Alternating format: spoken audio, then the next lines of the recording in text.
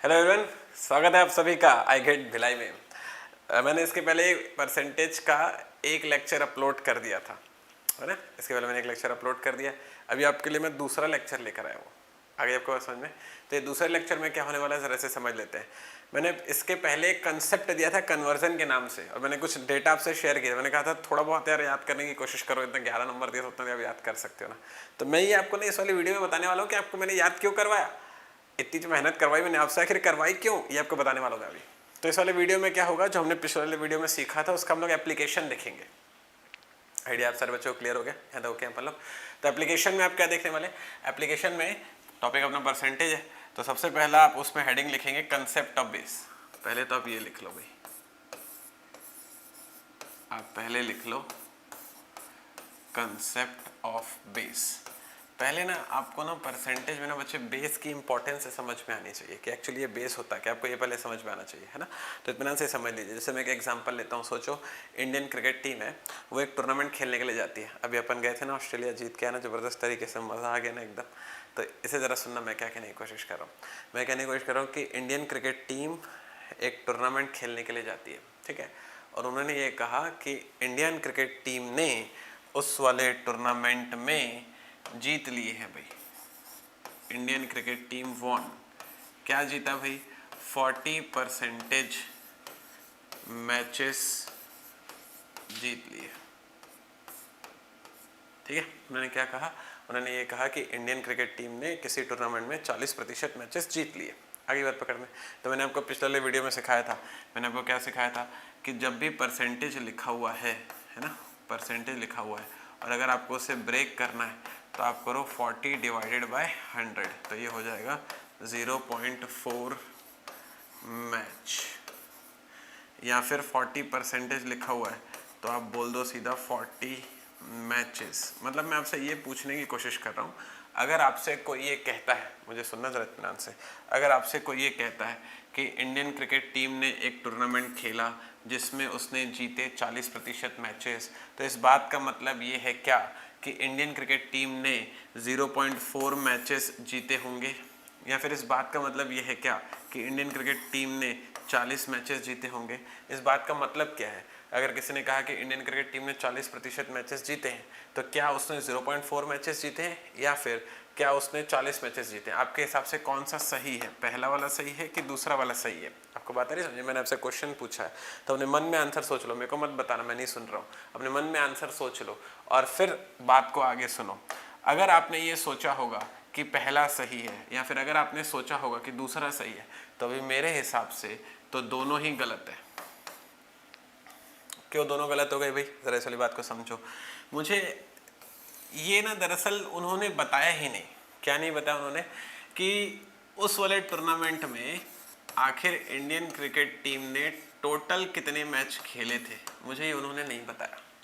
ठीक है, उसने 40% मैचेस जीते, ठीक है, उसने 40% मैचेस जीत लिए, लेकिन टोटल खेले कितने, मुझे ये तो बताया नहीं ना उसने। तो अगर मुझे उसने कह दिया कि 40% मैचेस जीत रहा है वो, आपको बात आ रही है समझ में? 40% मैचेस वो जीत रहा है, तो किसका 40% जीत रहा है मुझे कैसे पता? फॉर एग्जाम्पल, अगर वो मुझे कहता है कि इंडियन क्रिकेट टीम ने टोटल उस वाले टूर्नामेंट में फॉर एग्जाम्पल 100 मैचेस खेले थे, फॉर एग्जाम्पल अगर वो ऐसा कहता है कि अगर टोटल उसने 100 मैचेस खेले थे, है ना, और फिर वो कहता है कि उसका 40% जीत लिए, तो मैं बोलूंगा इंडियन क्रिकेट टीम ने जीते होंगे 40% ऑफ 100। आपको बात है नहीं समझ में? अब की बार इस परसेंटेज का जो बेस है ना वो हो जाएगा 100। तो जैसे मैं 40% ऑफ 100 निकालूंगा तो मेरे पास आ जाएंगे भाई 40 मैचेस। आपको बात आ रही समझ में? यहाँ तक कंफर्टेबल है पलो? लेकिन अगर वो कहता है इंडियन क्रिकेट टीम ने उस वाले टूर्नामेंट में टोटल खेले हैं 80 मैचेस, अगर मैं कहता हूं कि इंडियन क्रिकेट टीम ने उस वाले टूर्नामेंट में टोटल खेले हैं 80 मैचेस, तो इस वाली बात को समझना। तो अब जो 40% जो था ना, उसका जो बेस होगा ना वो हो जाएगा 80। आपको बात आ रही समझ में?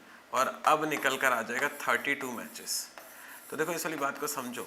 जिन वाली बच्चों को बात समझ में नहीं है, मैं पूरा एक बार दोबारा से कनेक्ट करके बता देता हूँ। अभी अगर इत्मीनान से सुना आपको बात समझ में आ जाएगी। देखो मैं क्या कहने की कोशिश कर रहा हूँ, समझो जरा बात को। उन्होंने क्या कहा, इंडियन क्रिकेट टीम ने 40% मैचेस जीते हैं, ठीक है। अब उन्होंने पूछा इस बात का मतलब क्या है फिर, तो मैंने कहा कि मैं अभी इसका मतलब नहीं बता सकता, क्यों नहीं बता सकता? क्योंकि मुझे पता ही नहीं है कि जीता तो 40% ठीक था, लेकिन उस टूर्नामेंट में टोटल खेले कितने। अगर आप कहते हो कि टोटल उसने 100 मैचेस खेले तो 40% जो निकलेगा ना उस 100 का निकलेगा, जैसे 40 मैचेस आ जाएगा। लेकिन अगर आप कहते हो कि 100 नहीं, उसने 80 मैचेस खेले हैं, तो जो 40% जो निकलेगा ना वो इस 80 का निकलेगा, तो इसका मतलब 32 मैचेस जीते होंगे। आपको बात आ रही समझ में? अगर 100 मैचेस खेल कर आते हैं तो उसका 40% 40 मैच जीते होंगे। अगर 80 मैच खेल कर आते हैं तो उसका 40% 32 मैच जीते होंगे। पॉइंट आ रहा समझ में? मतलब मैं कह रहा हूं कि दोनों तरफ परसेंटेज 40 ही है, दोनों तरफ परसेंटेज 40 ही है, लेकिन जब बेस बदल गया ना, इधर बेस 100 था, इधर बेस 80 था, जब बेस बदल गया ना तो फिर एक्चुअल वैल्यू भी चेंज हो जाती है। बात आ रही है आपको समझ में? यहाँ तक ही पॉइंट दिमाग में आपके। तो मैं क्या कहने की कोशिश कर रहा हूँ बच्चों, अगर इतना से वाली बात को समझना, मैं ये कहने की कोशिश कर रहा हूँ कि परसेंटेज जो है ना हवा में कोई भी नंबर नहीं होता है, इसलिए मैंने इन दोनों को कलेक्ट किया था। क्यों गलत किया था? क्योंकि हवा में एकदम नहीं बोल सकते कि भाई इसमें जो है मेरा ये 0.4 होगा या फिर जो है 0.7 होगा। पॉइंट है समझो? हवा में नहीं बोल सकते हो, आपको जो है ना उसके लिए एक बेस की जरूरत पड़ती है। पॉइंट है समझ में? आपको ये बताना पड़ेगा कि 40% मैचेस जीते, लेकिन 40% किसका जीते ये आपको बताना पड़ेगा। आगे बात समझ में? तो अगर वो कहता है कि 100 मैचेस खेले होंगे तो 100 का 40% जीते, अगर वो कहता है कि 80 मैच खेले होंगे तो 80 का 40% जीते होंगे। पॉइंट है समझ में? परसेंटेज हवा में कोई भी डेटा नहीं होता है, बहुत इंपॉर्टेंट कंसेप्ट है। कई क्वेश्चन आते हैं हमारे एग्जाम में परसेंटेज पर बेस्ड, जिसका आंसर हो रहा होता है कैन नॉट बी डिटरमाइन, क्योंकि उसमें बेस गिवन नहीं होता है। लेकिन हम में तो टैलेंट भरा हुआ है ना, हम लोग वैसा वाला क्वेश्चन जिसका answer can not be determine होना चाहिए था, हम लोग उस पर भी आंसर निकाल के ले आते हैं। मतलब जिसका एग्जामिनर आंसर नहीं निकाल सकता, हम उसका आंसर निकाल के उसको दे देते हैं। इतना टैलेंट है हमें। तो मैं ये क्या कहने की कोशिश कर रहा हूँ, पहले वाली बात को समझो कि परसेंटेज ऐसे हवा में कोई डेटा नहीं है, उसे क्या चाहिए? उसे बेस चाहिए, और जैसे जैसे बेस बदलेगा उसकी एक्चुअल वैल्यू भी बदलेगी। आप इस वाली बात को समझिए। बात कही आपके दिमाग में?